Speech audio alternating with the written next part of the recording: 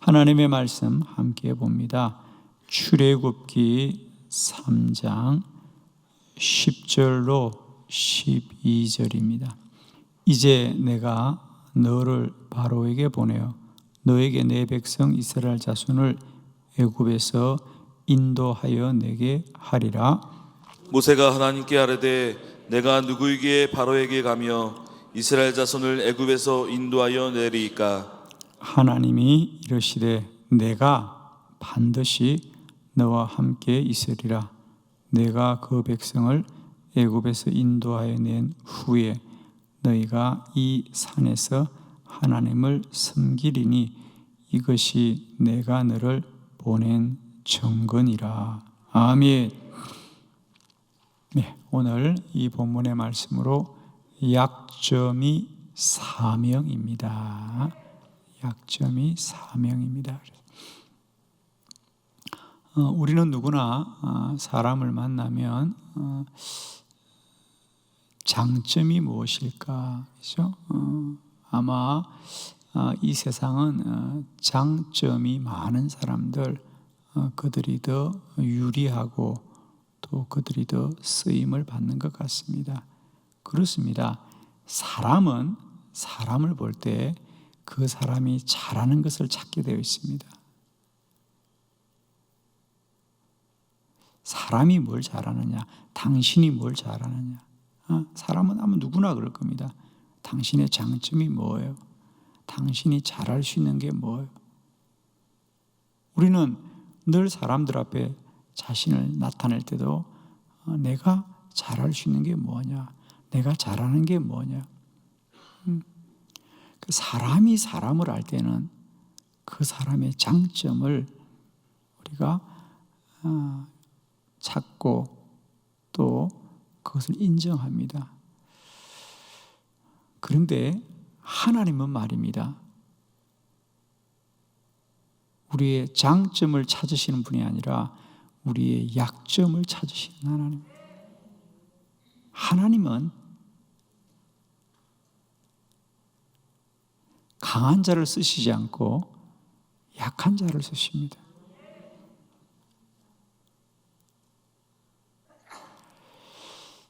사도 바울도 고린도후서 12장 10절에 그러므로 내가 그리스도를 위하여 약한 것들과 능력과 궁핍과 박해와 공고를 기뻐하노니 이는 내가 약한 그때에 강함이라. 실제로 사도 바울은 약점이 많은 사람입니다. 우선 그가 고백하는 대로 그는 일생 동안 몸에 어떤 질병을 가지고 살았습니다. 어떤 성서학자들은 그것이 아마 간질병이 있을 것 같다. 갑자기 발작이 일어나는. 그래서 홀로 살았고, 그래서 그는 늘 주님께 기도하면서 온 생애를 살았던 사람입니다. 내가 약한 그때에 믿음으로는 강하게 된다는 거죠. 약해야 하나님을 의지합니다. 강한 자는 하나님의 손을 잡지 않습니다. 그러나 실상 세상에 강한 자는 없거든요. 자신이 강하다고 생각하는 거지. 약점이 사명입니다. 하나님은 우리를 약하기 때문에 쓰시는 거예요.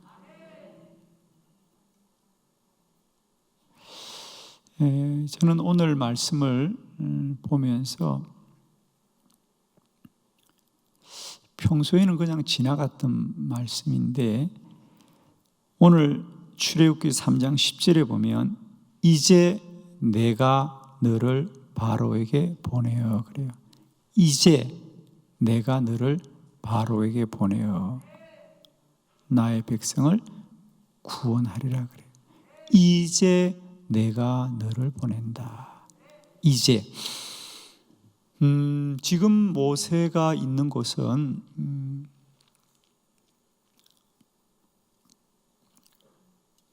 애굽의 궁전이 아니고요. 그가 그곳에서 쫓겨나서 40년을 광야에서 양을 치면서 시간을 보내었습니다. 이제 그의 나이가 80입니다.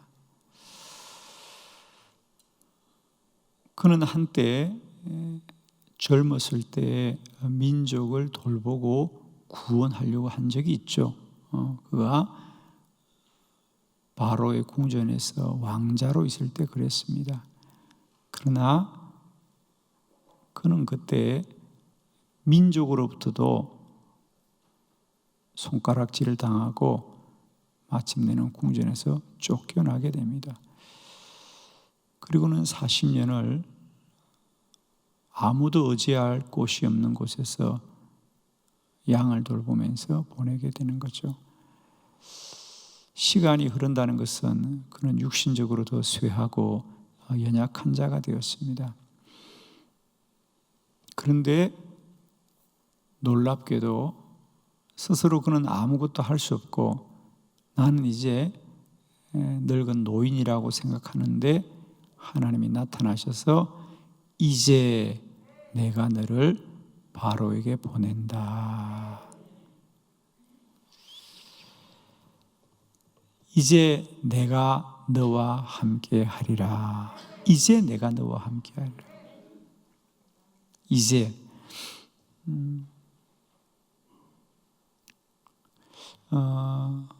사도행전 7장에 스데반은 이 모세의 생애를 말하면서 이제 때가 되었어. 이제 때가 되었다는 거죠. 참 놀라운 말씀입니다. 모세 생각에는 내가 젊고 힘이 있을 때 왜 나를 쓰시지 않았는가? 그죠? 여러분, 하나님은 우리가 강하면 쓰지 않아요. 약해야 쓰십니다. 약점이 사명입니다, 여러분. 세상에 약점이 없는 사람은 아무도 없습니다. 그러나 그 약점 때문에 늘 낙심하고 낭망하는 사람이 있는가 하면 그 약점 때문에 하나님을 의지하는 믿음의 사람이 있는 것이죠. 오늘 우리의 약점이 그저 원망의 제목이 아니라 하나님 앞에 나아갈 수 있는 겸손의 통로가 되기를 원합니다. 약하기 때문에 하나님 의지하고 더 약하기 때문에 더 하나님 의지하고 진실로 약하기 때문에 진실로 하나님을 의지하게 될 것이다. 뭘 괜히 약하지도 않으면서 약한 척하는 것은 진정한 믿음이 아닙니다.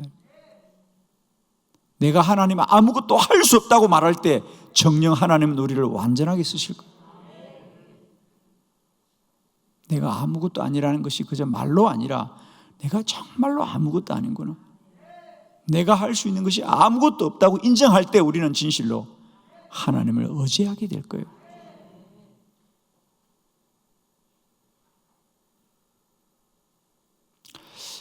우리 교회 역사를 쭉 보면 시대마다 하나님이 귀하게 쓰셨던 사람들이 있습니다. 하나님의 쓰임받는 사람들이 있는데 그들의 공통점이 뭐냐? 다 약한 사람들입니다.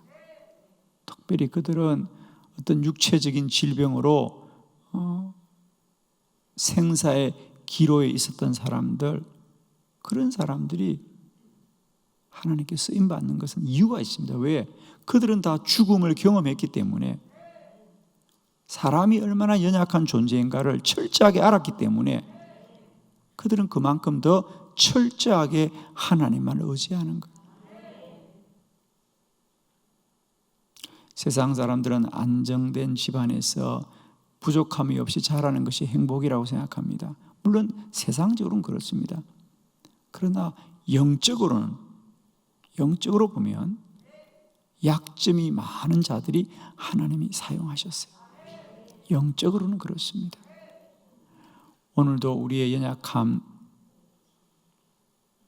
그것이 우리의 원망의 제목이 아니라 하나님께 나아갈 수 있는 믿음의 통로로 쓰임받기를 원합니다. 모세, 하나님이 이제 내가 너를 보낸다. 이제, 그때는 모세에게는 가장 연약할 때입니다.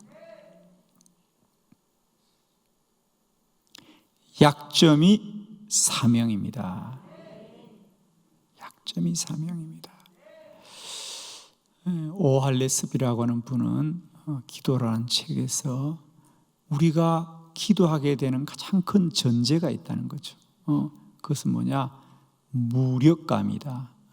나는 아무것도 할 수 없다는 이 무력감만이 우리를 기도하게 하는 것이지, 내가 할 수 있다고 생각한 사람은 절대 기도하지 않습니다. 내가 할 수 있다고 생각하는 사람은 기도할 이유가 없습니다. 그러나 나는 할 수 없다고. 그래서 세상적으로 보면 이 무력감이라는 거, 아무것도 할 수 없다는 것이 세상적으로 보면 볼품이 없는 거죠. 그러나 주님 앞에서는 이 무력감이야말로 하나님 앞에 나아갈 수 있는 놀라운 은총이라는 거. 나는 아무것도 할 수 없습니다. 그게 진실로 인정되는 사람만이 기도하는 거죠. 누가 더 진정 기도하느냐? 진실로 나는 아무것도 할 수 없다고 믿는 자가 진정으로 기도하는 거예요.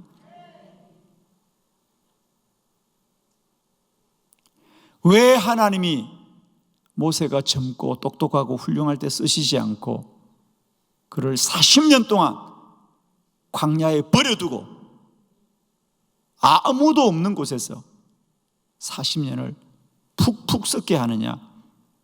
정말 썩게 하는 겁니다. 하나님이 아주 푹 썩게 하는 거예요.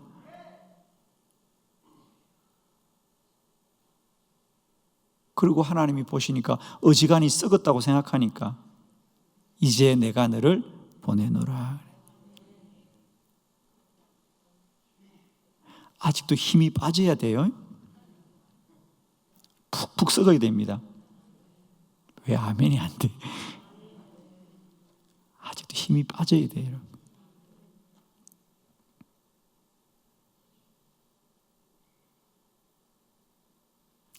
왜 이제인가? 왜 이제인가? 왜 젊었을 때가 아니고 힘이 있을 때가 아니고 늙고 이제 아무도 알아주는 사람도 없고 볼품도 없는 왜 이제인가? 왜 이제 모세를 부르시는가? 자, 첫 번째는 이제여야만이 스스로 연약하다고 생각하기 때문입니다. 자, 11절 말씀 함께 봅니다. 시작. 모세가 하나님께 아뢰되 내가 누구에게 바로에게 가며 이스라엘 자손을 애굽에서 인도하여 내리이까. 아멘. 아멘. 모세가 하나님께 말합니다. 내가 누구이기에? 내가 누구라고? 우선 모세는 스스로 자신이 아무것도 아닌 것을 이제 인정하는 거죠. 그전에는 자기가 할 수 있다고 생각한 거예요. 내가 왕자고, 내가 젊고, 내가 똑똑하고, 내가 할 수 있다고 생각할 때 절대 하나님이 쓰시지 않습니다. 내가 할 수 없다고 말해야 하나님이 그래 내가 하겠다 그러는 거예요. 하나님은 이때까지 기다린 거예요. 나는 할 수 없습니다. 나는 아무것도 아닙니다. 하나님, 내가 누구라고요? 내가 누구라고요? 하나님, 난 아무것도 아니에요. 그래서 하나님이 쓰시는 거예요. 네가 아무것도 아니기 때문에 내가 쓰는 거예요. 네가 무엇이 되면 난 쓸 수가 없는 거예요.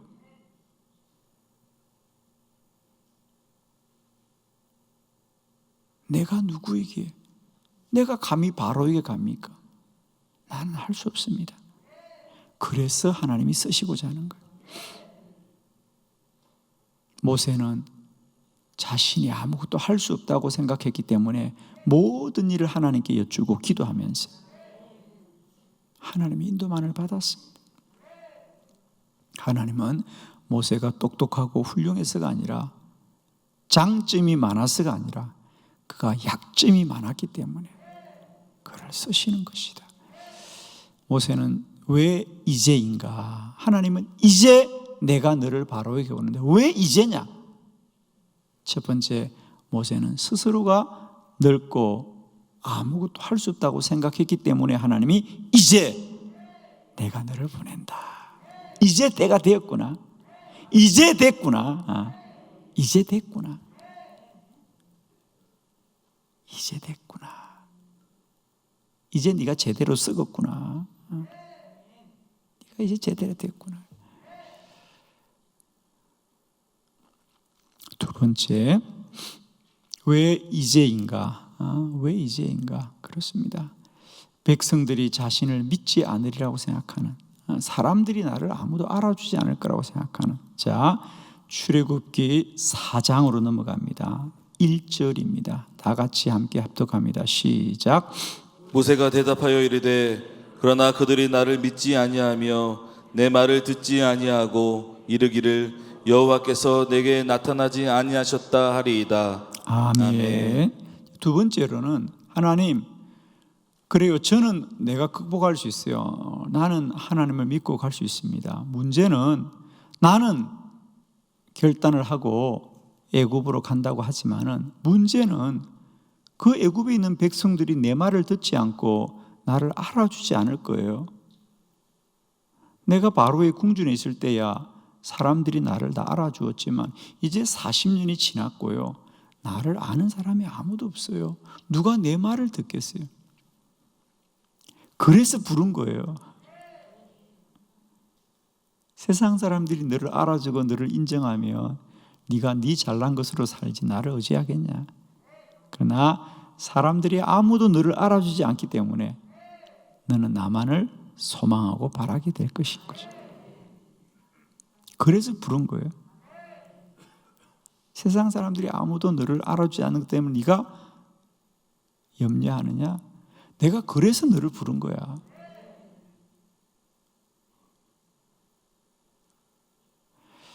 여러분, 사람들이 여러분을 철저하게 잊어야만이 우리는 하나님을 만나게 되는 거예요. 아직도 여러분을 도울 사람이 있고 아직도 여러분이 사람을 기대한다면 우리는 끝내 하나님 만날 수 없어요.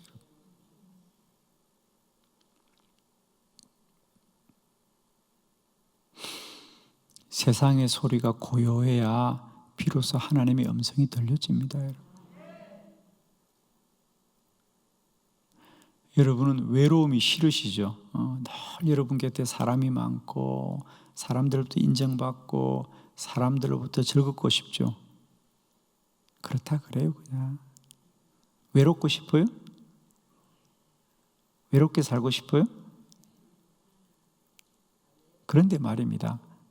실상은 외로워야 하나님 만나는 거예요. 부족함이 없고 모자람이 없으면 끝내 우리는 하나님을 만날 수가 없어요. 여러분 성경에 보십시오. 하나님의 사람들은 다 외로운 사람들이에요. 바울도 뭐라 그랬어요? 다 떠났다는 거예요. 누구도 떠나고 누구도 떠나고 누구도 떠나고 다 떠났습니다. 그런데 주님은 내 곁에 계신다.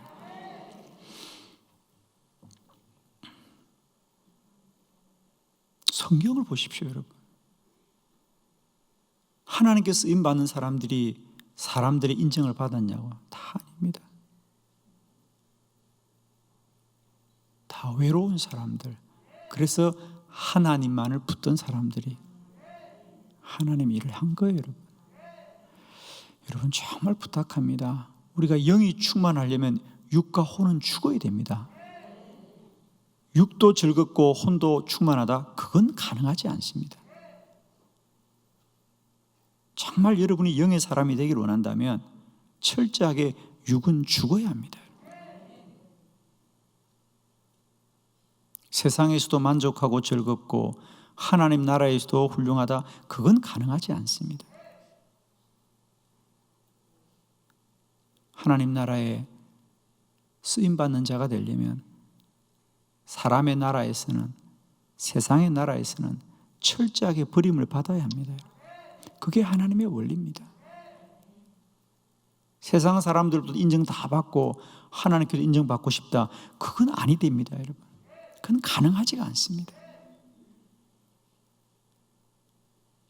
왜 이제냐고요? 그래요, 모세가 잘 알고 있습니다. 내가 애굽에 가더라도 이제 나를 아는 사람이 아무도 없어요. 40년이 지났거든요. 맞는 말입니다. 하나님이 그래서 보내는 겁니다. 이제 너는 사람을 의지하지 않고 나만 의지하라는 겁니다. 아는 사람 있으면 아는 사람한테 부탁하지 기도하겠습니까?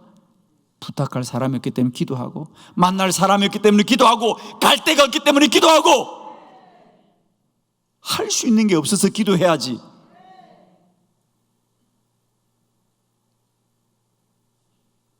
약점이 사명이다.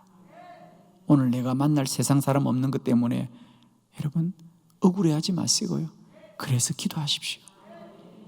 하나님이 그래서 여러분을 몰아가시는 거예요, 여러분. 약점이 사명이다. 세 번째, 자신이 말을 잘하지 못한다고 생각했습니다. 출애굽기 4장 10절로 12절을 교독합니다. 10절, 모세가 여호와께 아뢰되 오 주여, 나는 본래 말을 잘하지 못하는 자니이다. 주께서 주의 종에게 명령하신 후에도 역시 그러하니 나는 입이 뻣뻣하고 혀가 둔한 자니이다. 여호와께서 그에게 이르시되 누가 사람의 입을 지었느냐? 누가 말 못하는 자나 못 듣는 자나 눈 밝은 자나 맹인이 되게 하였느냐? 나 여호와가 아니냐? 이제 가라. 내가 내 입과 함께 있어서 할 말을 가르치리라. 아멘. 지도자는 말을 잘해야 된다, 이런 생각을 누구나 합니다. 아닙니다. 지도자는 말을 잘 못해야 됩니다. 그래야 하나님의 말을 하게 됩니다.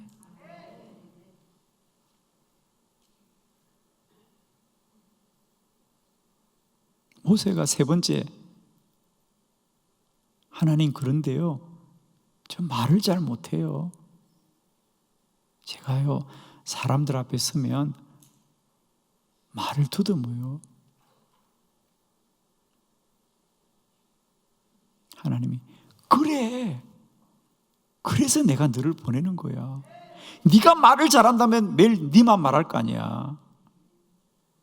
네가 말을 잘 못해서 내가 너 입을 통해서 내 말을 할 거야. 아멘.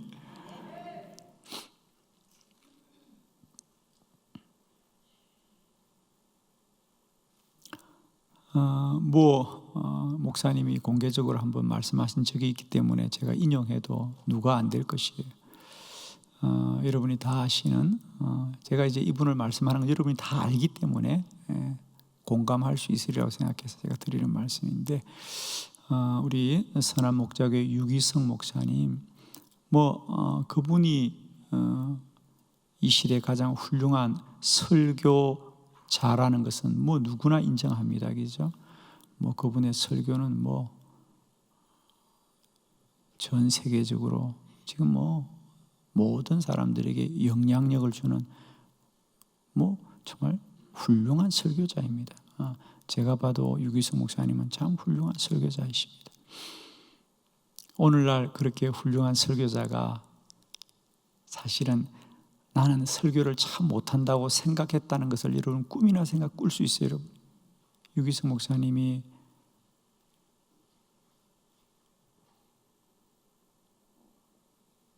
그분이 원래는 부산에서 많이 자라셨어요. 그래서 서울의 신학교를 와서 보니까 우선은 본인이 사투리를 쓴다는 약점을 가지고 있었고, 이제 신학생이 되어서 교회 전도사로 가서 설교를 하니까 학생들이 웃더래요. 막 중학생, 고등학생들이 전도사님 설교를 듣고 막 웃더래요. 얼굴이 빨개. 그분이 또 내성적인 분이에요. 그러니까 막 얼굴이 붉어지고 부끄럽기도 하고. 그날 신학교 돌아와서 자기가 그렇게 자기가 창피하고 내가 이래서 목회를 할 수 있을까? 세상에 유기성 목사님이 말입니다. 내가 설교를 할 수 있을까? 그분이 가장 큰 약점은 내가 설교를 못한다는 약점이었어요. 정말입니다. 그분은 그때 설교를 잘하는 목사님들이 그렇게 부러웠대요. 나도 저렇게 좀 설교를 잘할 수 있을까? 자기 약점을 알고 기도하셔서 오늘 세계적인 설교자가 되신 거예요. 약점이 있었기 때문에. 그래서 그분은 늘 하나님을 의지하고 하나님이 내 입술이 되어 주십시오. 늘 주님과 함께하는 입술만 똑똑한 사람이 아니라 믿음의 사람이 된 거죠. 말을 잘하는 사람은 말만 하는 거예요. 그러나 말을 못하면 믿음의 사람이 되는 거예요. 설교는 화려한 언변에 있는 게 아니에요. 믿음의 고백에 있는 겁니다. 약점이 사명입니다. 약점이 사명입니다. 약점을 사랑하십시오. 나를 약하게 하신 주님을 찬양하십시오. 그리고 그 약함이 주님 앞으로 나아가는 복된 믿음의 통로가 되시기를 축원합니다.